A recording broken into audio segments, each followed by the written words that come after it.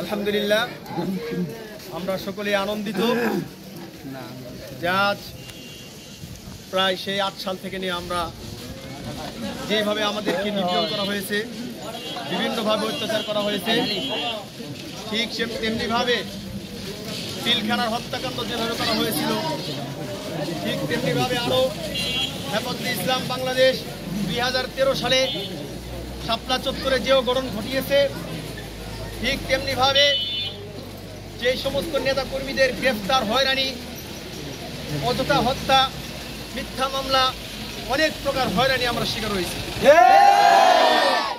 আজ মনে হচ্ছে আমরা দেশকে স্বাধীন করেছি।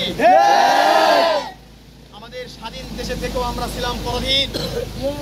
আজ শেখ হাসিনার বাংলাদেশ থেকে পলানোর কারণে আমাদের সকলকে আজ মনে হচ্ছে যেন আমাদের ঈদের দিন।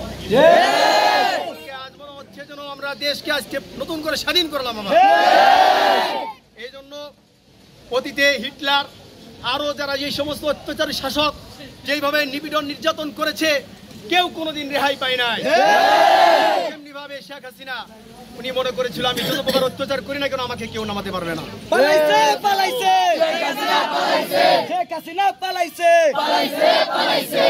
এটা বাস্তব প্রমাণ যে আজ বাংলাদেশে এই ছাত্র আন্দোলনের মাধ্যমে কিন্তু এরশাদ সরকারকে নামিয়েছিল।